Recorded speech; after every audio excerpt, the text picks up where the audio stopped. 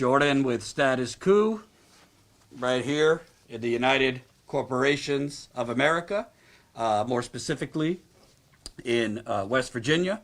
We're in Morgantown, West Virginia, which is north central? North Central, yes. North central part of the state. We've been zigzagging around West Virginia the last couple days. Today is day 7. The days and cities are kind of blurring, but I think it's day 7 of our reporting trip, which we're calling the Economic Hellscape reporting trip. If you've been following, smash the like button, thumbs up right under the video, share this live stream. If you've been following, we started in Philadelphia, covered a low-income apartment complex with disabled senior citizens, low-income black residents that are facing eviction because of a greedy real estate developer, and a protest encampment with tents has sprung up on that property, protesting their eviction in gentrified Philadelphia. Then we went to Altoona, Pennsylvania, Western PA, kind of Trump country.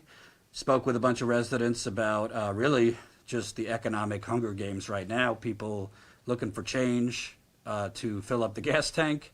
One woman, between her and her boyfriend, are raising eight children. She might be facing eviction. They don't know if they're going to meet the rent this month.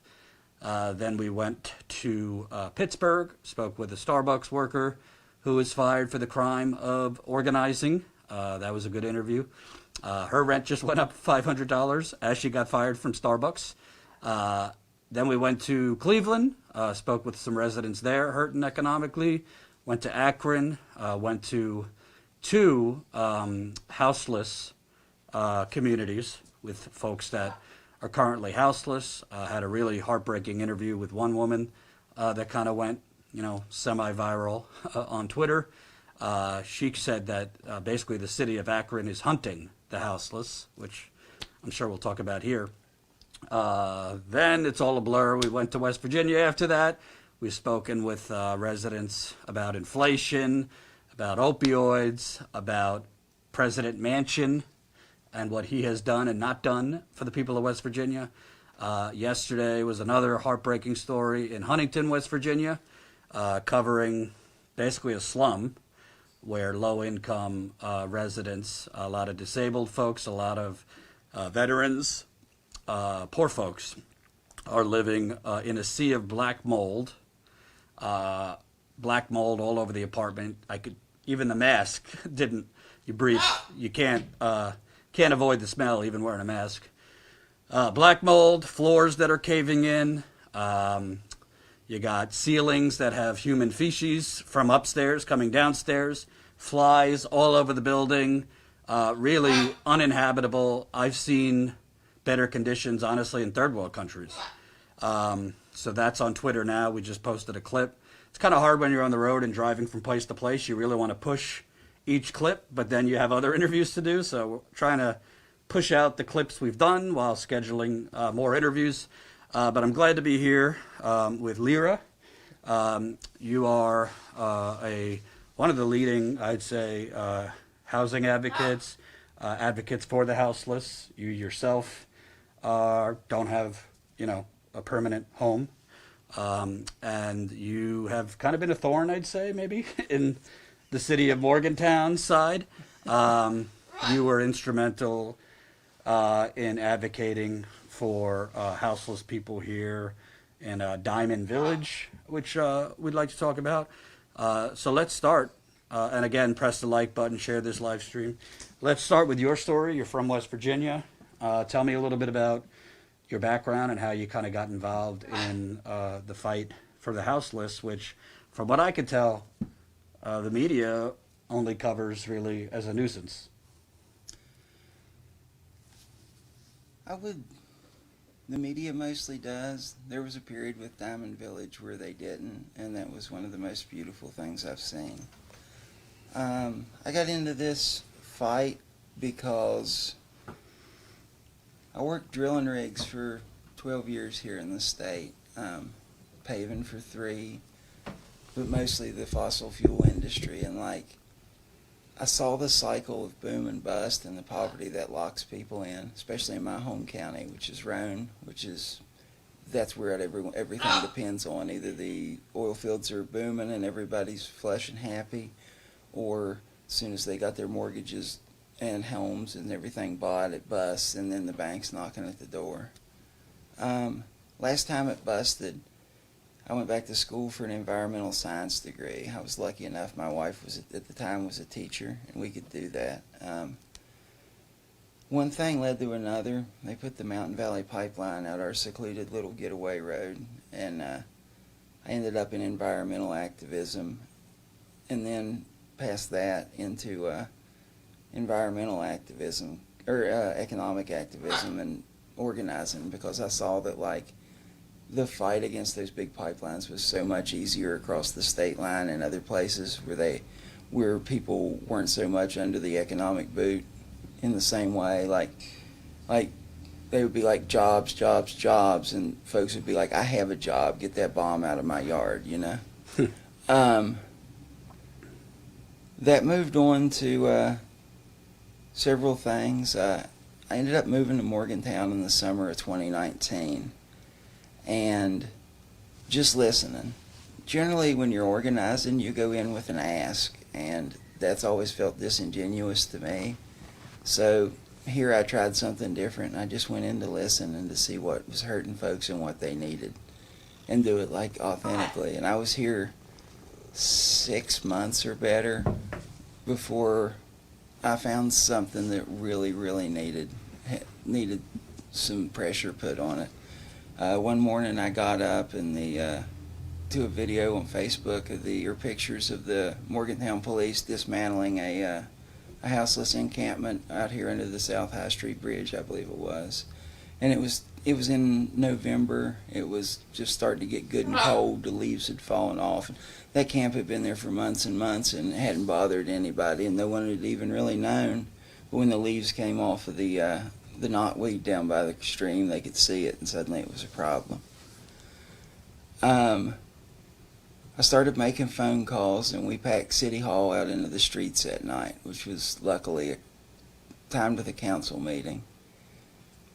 We fought for and pushed through eventually, to where the police policy was at least a 14-day notice on encampments. Had started a working group to try to figure out solutions that would work for everybody a little bit with some city councilors. And about that time, a local NIMBY neighborhood group tried to pass what in West Virginia is called a drug house ordinance. Criminal activity nuisance ordinance, or KANO, is more commonly used nationwide. Basically, it's a law that allows a magistrate broad authority to act if a residence receives 2 or more police calls or 911 calls in a year, and they issue an order of abatement to the landlord, and basically they just get people evicted without them ever being convicted of anything. 13 of these passed in West Virginia before they tried it here, and all that good work we were doing, it disappeared because we had to throw everything into that fight, but we killed it. So the NIMBY, which is not in my backyard, it's all over the country, kind of suburban folks who don't want the eyesore of the houseless in their neighborhood, but have no demands for the government to actually help houseless people. So NIMBY, with the increase in houseless people here, basically lobbied the government to get rid of them. These were landlords, too, leading this group. Mm-hmm. People with a lot of property who lived mostly in the rich neighborhood, which is up the hill from us, South Park, the historically wealthy neighborhood and historically designated in the town, didn't want poverty encroaching in Greenmont, which is right next door. Mm-hmm. And can you kind of talk about West Virginia? It fluctuates. I've seen some lists where it's the second poorest state in the country, some where it's the third or fourth. It's pretty poor. You mentioned it with the oil and coal as it goes. So when times are good in the oil fields and the oil industry is doing well, a lot of West Virginia did well. But when it's not, It's not good for a lot of people. Can you kind of talk about the last few years? You have obviously the COVID pandemic, now you have inflation. How was the houseless problem, not just here, but throughout the state, before the pandemic, and what have you seen during the pandemic, now inflation? Have you seen an increase? Speaking of the economy, it's interesting. If you ever overlay poverty maps and fossil fuel development in Appalachia, the maps pretty well line up exactly. Wow. So, pandemic. From the beginning of the pandemic on, I worked for an outfit called Our Future West Virginia, which at the time was a great grassroots statewide org. And it was just about organizing with impacted people. We noticed quickly, there ain't a lot of jobs in West Virginia. This Morgantown is the most economically healthy place in the state. And we seeing how hard it was hitting here. Everybody in this work nationwide knew what was coming when doors started closing. Because in the system we're under, people being able to live depends on them having income, and that income was about to dry up. This country's been getting squeezed tighter and tighter every year my whole life, and little bit by little bit usually, and it gets faster every year, seems like. The pandemic, though, was just a crunch.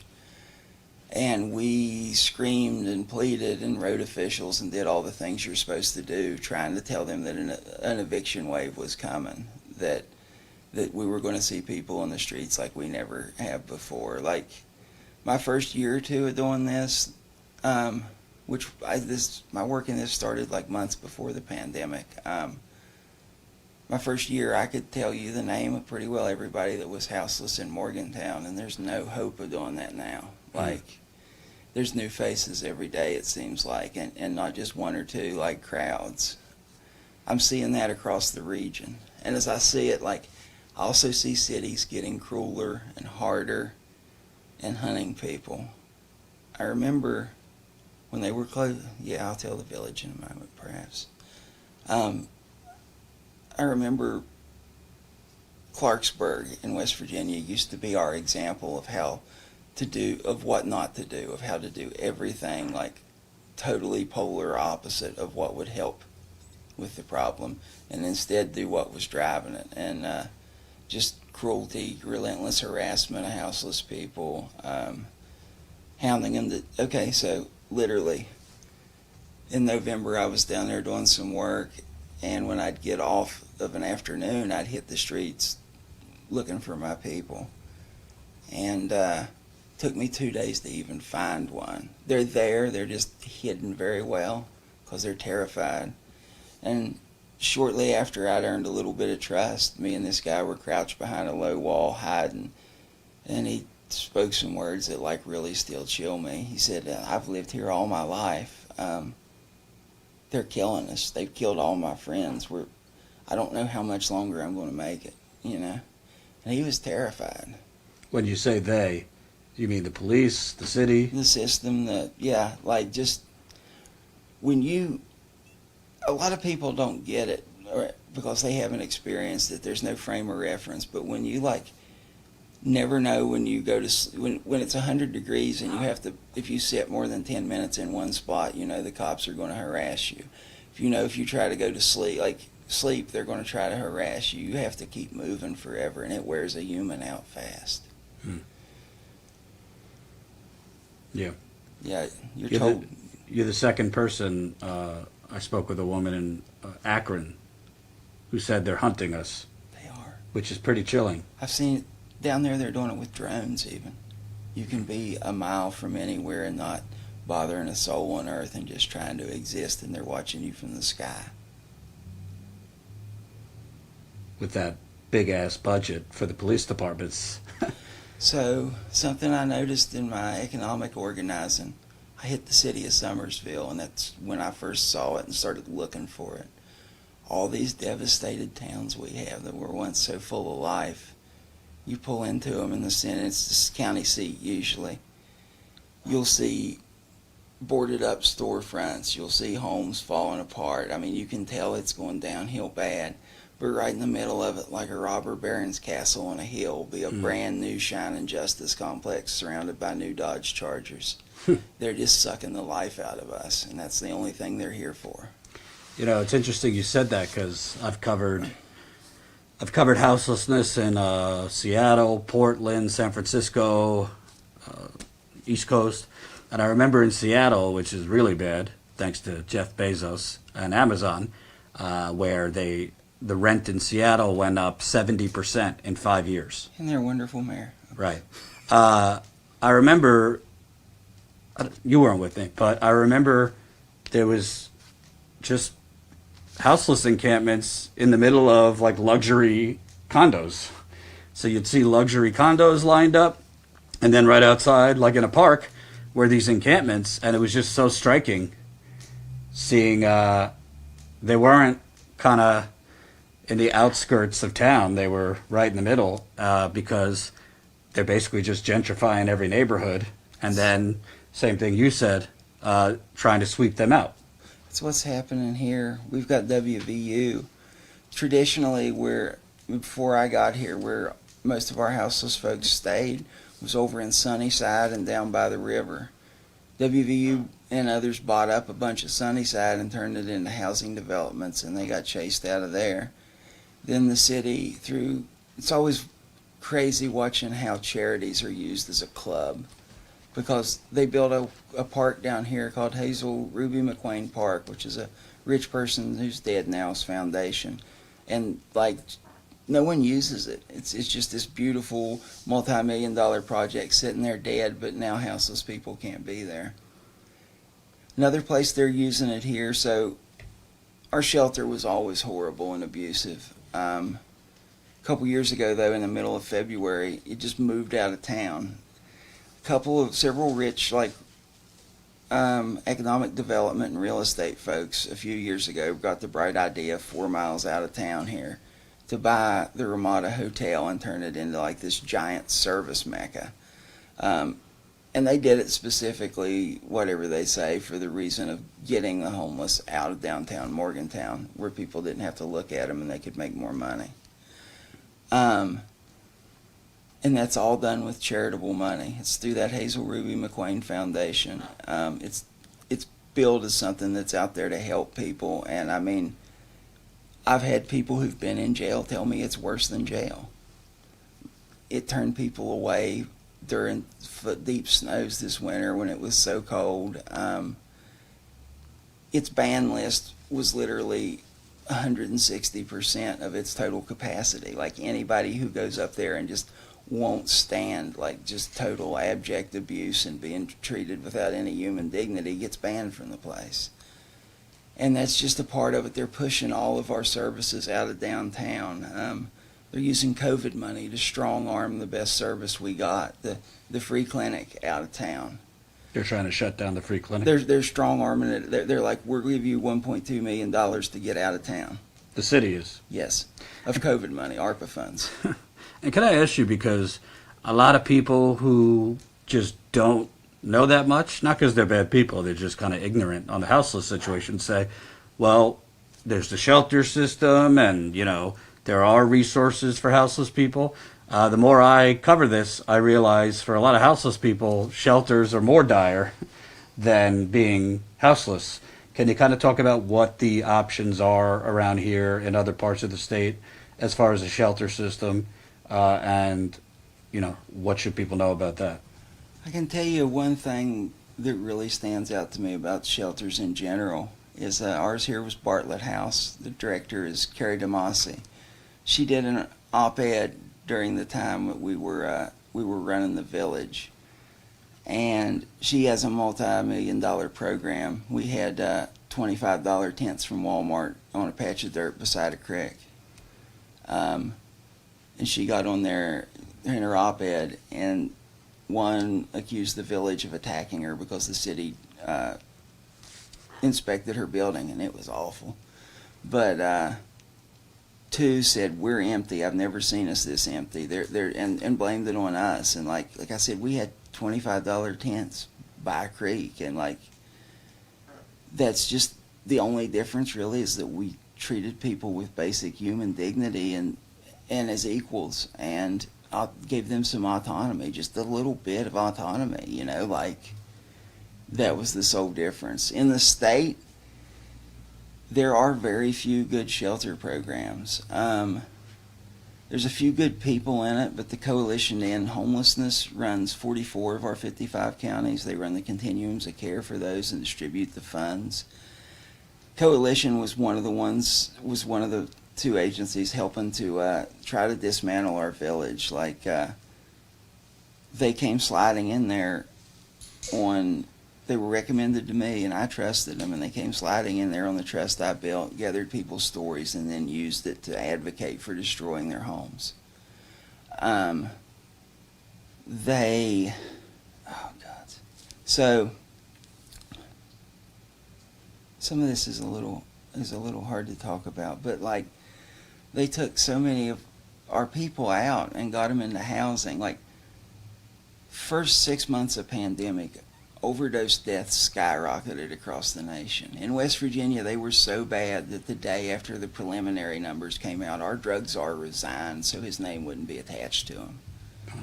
The only place I know in this state that didn't lose anybody in those 6 months was our village. And the people from the village who did perished after the coalition took them out of there and put them in housing where they didn't have community to help them, where there was nobody there when they overdosed.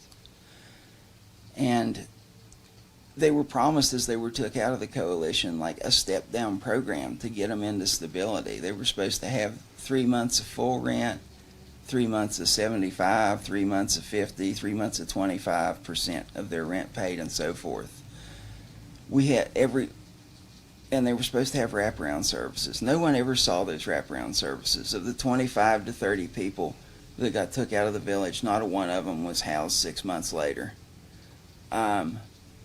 It was just a Band-Aid to give an excuse to like say, oh, we fixed this problem. But when they get into housing, their caseworker would never check in with them, never show up most of the time. And when it came about 2-3 months in, instead of getting, having their rent paid full for 3 months, about the third month, they started getting a bill for like half, 75% or all of it, with no explanation and no reason why anything had changed and no warning that it was changing, except for their case manager showing up on the step with like, hey, here's your notice that we're kicking you out of our program. And they've done that to so many people that there's only a couple slumlords that'll rent to them up here. Like, there's no trust there because they've never demonstrated. Statewide, I'm told that in Huntington, Harmony House is a good place, and I'm told that by people I believe. Otherwise, like, I know most of the places, they don't have any options that aren't just a club used by authorities.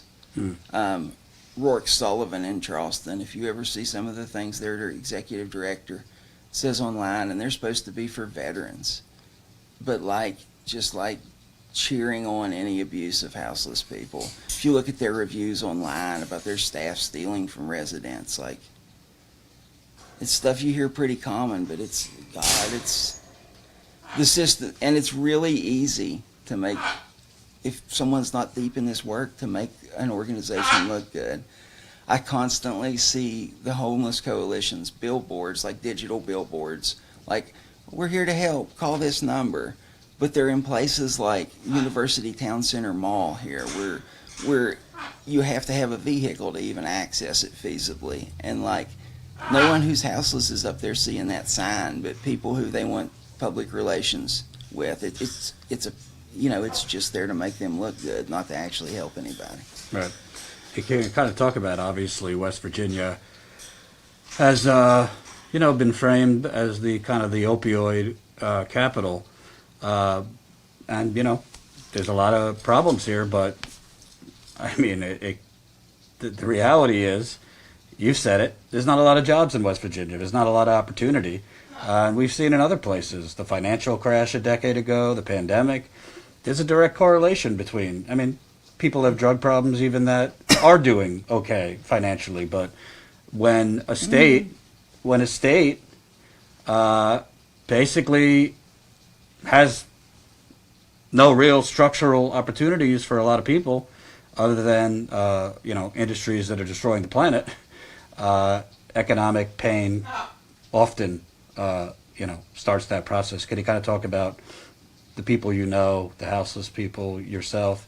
What are some of the stereotypes that people should know are not completely accurate?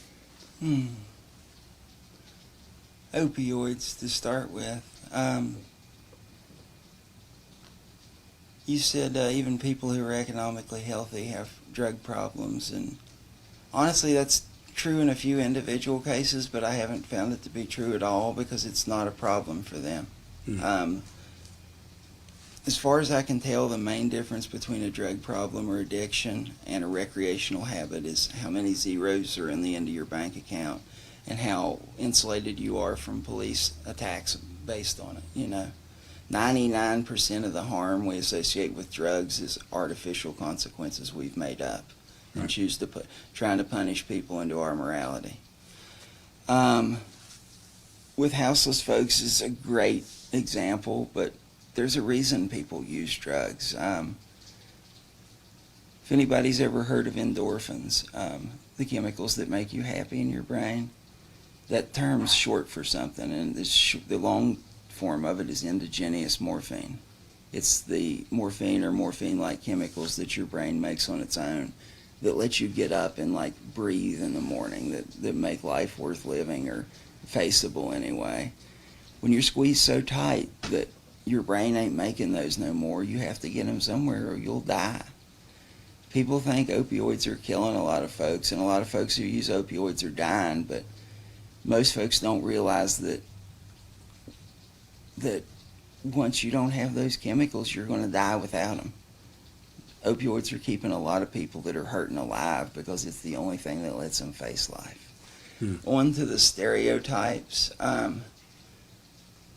Let's start with lazy. Like, the motherfuckers I hear that say that houseless people are lazy do less in a week than the average houseless person does in a day trying to stay alive in February. By far.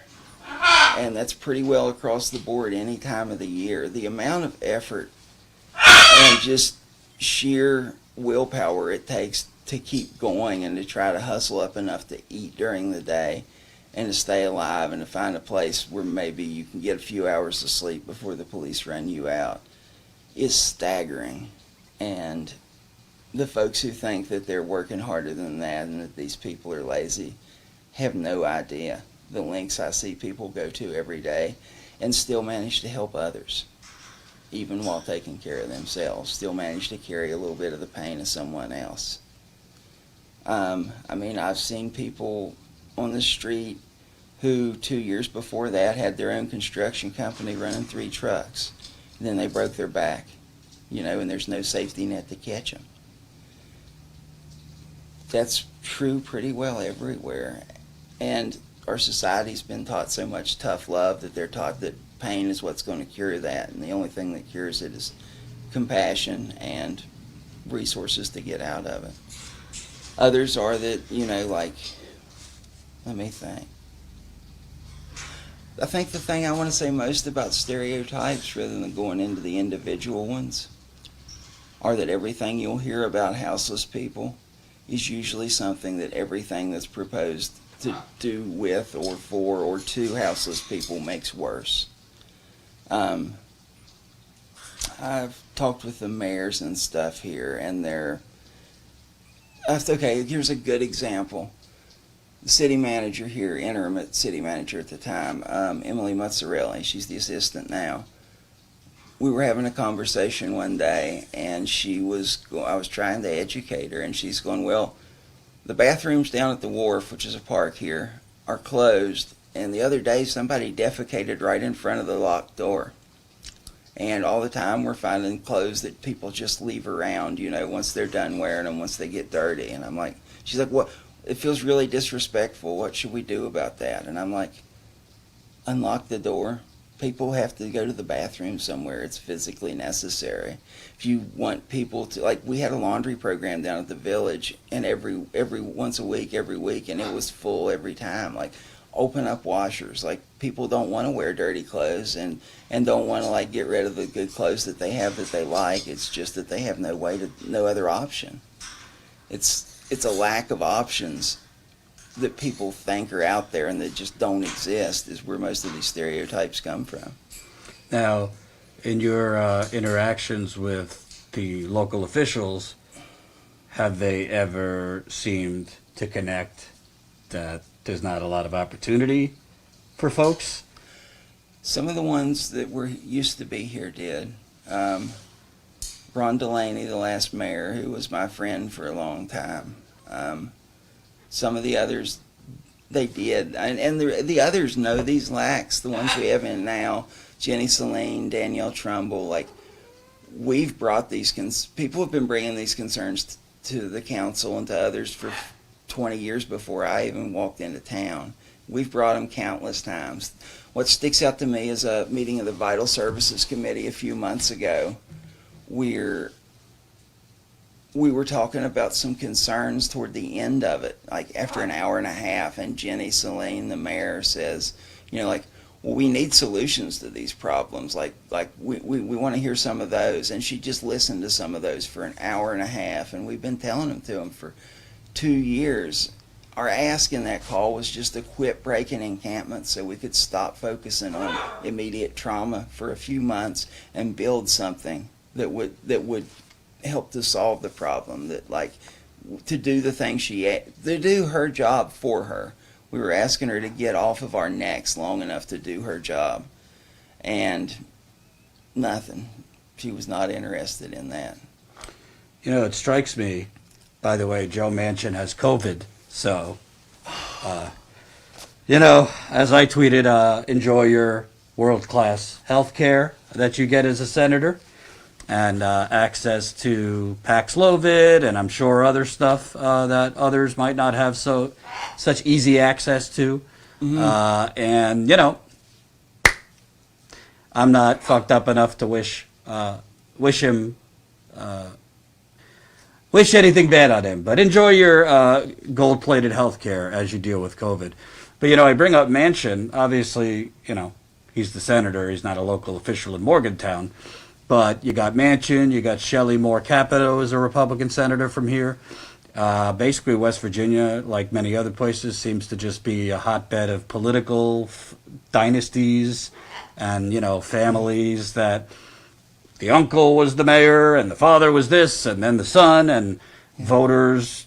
There's a lot of people not voting, and people who vote just vote because, oh, they know the name. You got tell you that exactly. You got a media that does very little actual investigation into corruption. Joe Manchin, The Intercept, and a few others have reported on his corruption, including the fact that he is the chairman of the Senate Energy Committee, which is the Senate committee that is supposed to regulate coal, fossil fuels, deal with the climate inferno. He's the chairman of that while he's made $5 million approximately from his coal plant in West Virginia. He owns a coal plant. In stocks, he's made another couple $1 million as a senator. His daughter was the CEO of Mylan Pharmaceutical. We should talk about that. She jacked up the price of EpiPens. Faced no criminal consequences. As soon as she left, Mylan went belly up. I bring up Manchin because it's just incredible. You see the media, national media, probably the local media too, frame him as some centrist or moderate, and he's just doing what he has to do because Trump won West Virginia by 40 points and it's conservative. I don't know, I go around, I've talked to conservatives too. Maybe there's difference on social issues, but economically, it seems that everybody's hurting. Left, right. And the Build Back Better plan, some of which would have been for affordable housing, was pretty popular across the board here. But Manchin claimed that he couldn't explain it to West Virginians. I don't know if you've had any experience with him per se, but what are your thoughts? Because he's certainly not someone worried about houselessness in West Virginia. You're sitting maybe, the exit at least 20 minutes north of Joe Manchin's home territory and stomping grounds Marion County, just below us. Joe Manchin may frame this as something like he's just doing this because he has to or because of changes or pressure. This has always been Joe Manchin. This is the Joe Manchin we've known all our lives. To zoom out, you mentioned Mylan Pharmaceuticals. That's a perfect example of the Manchin family and how they operate. The largest strip mine in mountaintop removal mine in Appalachia, one of the largest ever in the world, was Hobet. It is thousands and tens of thousands of acres that look like the blasted surface of the moon. At its height, it employed around 150, 160 people. We scream about coal dying a lot, but when Joe Manchin sold Mylan here, we lost 1,500 jobs. 10 of the largest mines worth. Right here, good paying jobs right here at home. And just so they could make a little money. It even ties back into everything else we've talked about, because the only other generic manufacturer of injectable naloxone, which is Narcan, in the U.S. was Mylan. And weeks after Mylan closed, a nationwide shortage was announced. Shortage. After they closed the factory down, and one outfit was making it. And don't they use that for overdoses? Yes, that's the overdose reversal drug. Right. Yeah. So because of his greed and his daughter's greed, there was a shortage of life-saving drugs. Yeah. And always has been. Like, the shortage, if you make an EpiPen cost $500, there's suddenly a shortage of them in the hands of the people who need them. Right. He also jacked up electricity rates through collusion while he was a state official here. He helped so that his coal company could make more money, increase electricity rates. That's ongoing. Yeah. Let me ask you, bigger than Manchin, you know, I'm sure you see it. People are just sick around the country. We did vote. You keep telling us to vote. We did vote. And you got houselessness exploding. You got basically the hunt of the houseless, from what I'm seeing. You have every week we see more money going to Ukraine, the military budget going up beyond what Biden even asked for. I think we're at $830 billion now. When you add the CIA and all the money we don't even know about, it's probably closer to $1 trillion. It seems like we got plenty of money, but... About what universal health care costs. Right. Universal health care, probably, well, definitely far less than the fucked up for-profit maze that we have now. Yeah. I mean, the amount we spend on the military once when I looked at it. Yeah. Yeah. And also, I've seen that houselessness could be eradicated for about 25 billion. I mean, that's what we're sending to Ukraine, whatever you think about Ukraine. So it just seems like the system is intended to keep the boot on your neck. Yeah, I mean, it was, the system was built and designed by the boot, for the boot. Something I want to hammer into the heads of nonprofit professionals and the good people, and I used to be one of these, who thought we could register people to vote and change this. Poor people, folks who are hurting, like folks who don't believe in voting, they don't not believe in it because it's ignorant. They believe in it because they have the generational knowledge of trying it and watching it fail every time. Nothing significant has ever changed for the better in U.S. history because of voting. At best, a Supreme Court decision or a law is passed a decade after the fight is already won in the street. The only thing that's ever changed this system is stopping it in its tracks and disrupting it so much that it had to change. And lastly, you look at, I mean, I don't call it a heat wave, it's a fucking inferno. London's been on fire. In Spain and Portugal, the recent number I saw was like 1,700 people have died in this heat wave. You got Manchin put the kibosh on, which was basically a Band-Aid, $300 billion in climate funding, which was all neoliberal tax cuts, tax incentives. Anyway, we need, you're talking 10 to 20 trillion dollars to really put a dent and start. I don't know, a lot of this is not reversible at this point, but at least what's the phrase? Harm reduction on the planetary scale. But can you kind of just talk about, I mean, people are going to die. You got extreme heat out here. I mean, in Akron, fortunately, two of the encampments we were in were kind of in a wooded, shaded area, but one of them just got swept. So people are going to die in the heat, not to mention the normal tough conditions in the winter. So basically, it is accurate to say they're hunting the houseless because more people are going to die of exhaustion, overheating, all that. People are going to die. I remember those words real well. The last meeting before they broke up our village, I drug in international experts. I'd done everything I could to convince the council of that.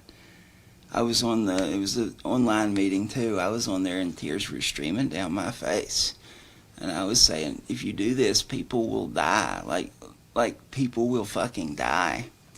And the interim manager interrupted me to tell me to use appropriate language. And if the only thing you take away from that sentence is the F word is the word fuck, I don't know how to communicate with you. But I've seen that in politicians. I've seen that in the wealthy. There's this disconnect where they don't believe it can touch them, and they don't care. They just don't care. They know, it's not about showing them white papers and facts and convincing them. They know that the things they're going to do will kill people. There's a few of them even that want that. Eric Tarr here in West Virginia, who virtually banned harm reduction a couple years ago, is one of them. These people either don't care or they've managed to disconnect themselves from it enough from the people they kill that they don't care about it. They don't care that they're going to kill quite possibly the entire human race just so a few men can sit on piles of wealth that are more than they can ever use. Yesterday as we were driving, we drove, 3 hours from Huntington towards here. I did a video for members, so if you're a Status Coup member, we uploaded a video for members this morning. You could get that on, what is it called? StatusCoupMember.com. StatusCoupMember.com. If you're a member, you could check out the video we did for you guys. And if you're not a member, please sign up. Do you see CNN zigzagging around the country, talking to houseless folks, poor folks, disabled folks, folks living in slums? No. They're not going to cover this. They exist to cover it up. That's not like a slogan that's not like a cute slogan I put out there. That's what's going on. They cover it up. Colin and I were just talking, Jesus, how easy would it be to just do a documentary where we go around the country and cover what's actually happening and then just show the local news? Yeah. Literally, we put on Pittsburgh Today, was on in the hotel. It was the fluffiest, mind-numbing bullshit I've ever seen. Meanwhile, we're showing you what's really going on. And that's kind of what I wanted to talk to you about, because to me, listen, people could protest outside politicians' offices. I'm not saying don't. You could protest outside of corporations. I'm not saying don't. You could march around the streets. We cover all those things. But I really think the media gets a complete pass, because the media, I think, is about 40-50% of perpetuating this system. It keeps the masses numb. In my experience, sorry if the audience gets tired of hearing this, but I always use my parents kind of as an example. They both watch Fox News. My mom isn't really right-wing per se. She's just a little more naive. She doesn't really pay attention to politics that much. My dad only gives a shit about Israel. That's it. If Obama would have wore an Israel flag, he would have loved Obama. We don't really talk about Israel because it doesn't go well. But my point is, when I show them this stuff, their first reaction almost every time is, why isn't the media talking about this? Why isn't anything being done about this? I sent them the story we just did in Huntington about this place with black mold, and the floors are caving in, and shit's coming from the ceiling, and residents are literally on oxygen in there. We interviewed a resident yesterday. I could tell her breathing was difficult. As soon as the interview ended, she got her oxygen. And they said, Why isn't the media covering this? I'm not saying this to toot our own horn. The point is, at a certain point, you said the local media at one point actually covered the houselessness. But at a certain point, don't people need to start getting outside your local media buildings, national media, I'm not saying being violent, and demand, I mean, how much coverage can you have of the January 6th hearings? We've been on the road for 7 days. It's like there's a 10-hour pregame show before the hearing. What are they going to talk about? Then the next day is a whole postgame. I'm not saying it's not important. I'm not saying don't cover it, but Jesus Christ, these media outlets have, I mean, quadruple, way more than quadruple the resources we have. They could cover these things. They exist to cover it up because they're owned by multi-billion-dollar corporate conglomerates that are directly benefiting from this system. So anyway, that wasn't a question. That was just a long-winded rant. I can add to it. I think we're seeing a shift where they're not covering it up anymore. They're driving it. I've seen that here in West Virginia. It's the reason harm reduction is criminalized in Charleston, and the reason and a large part of the driving force behind why the state law got passed. Shortly before the 2020 elections, SOAR, a group that is a group of really good people operating in Charleston, doing needle exchange. We got word that an article was coming out exposing like what all they were doing, and we knew a few days ahead of time because Leslie Rubin, the reporter, like was calling around asking for quotes. She's the same one that got the county needle exchange closed. Her series of stories and what happened years before that, and they centered around a kid getting stuck with a needle in the foot, if I remember. I think it was the foot. But anyway, I got to looking, and we were already watching a lot of stuff nationwide with the Village and things. I saw this specifically through Sinclair Broadcasting as a pattern of using fear and hatred of the homeless and needles and other things as an organizing tactic. And I went and looked back at the 2018 closure of that needle exchange, and Leslie Rubin, the same person, started that campaign about the same amount of time before an election, before a general election. And so I sat and mapped it out. Like, I got copies of articles she'd written and placed them on a timeline and told people, like, this is probably what's going to happen now. And I laid all that out so that we could publish it, and to protect, like, out of good-hearted fear for clients and not to stir up a giant storm. Like, it was chosen not to do that, and I respected it. And she published that first article exposing their needle exchange 4 days after it at a clinic down there that gives out less needles in a day than most, or less needles in a year than most do as a day, but claims it's covering the harm reduction there. A very bad place. Another kid got stuck with a needle in the foot in the parking lot. Like, the odds of that being a coincidence are astronomical, and I don't believe it happened. But that was used as the start of the rallying point to close down harm reduction in Charleston, even at the same moment the CDC had came in and told us we had the nation's most concerning HIV outbreak, which is now spreading up and down the I-79 corridor, killing people in Charleston. Like, it just layers and layers and layers. And the media isn't just like ignoring it anymore. In a lot of places, they're driving it. Well, I didn't say these reporting trips are, they're not for hopium.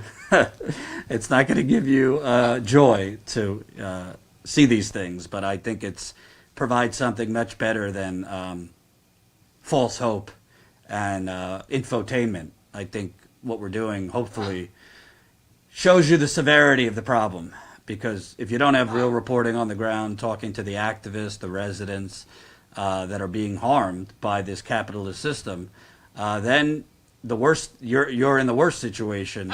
You're in the dark. You don't know what's going on. And if you don't know what's going on, you can't even begin to organize a way out. And, it's not all doom and gloom, as we've covered.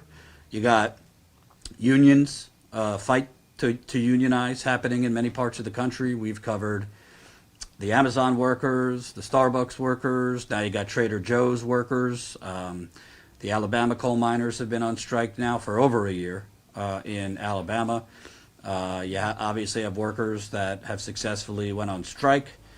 We were on the ground in October in Iowa covering the John Deere workers.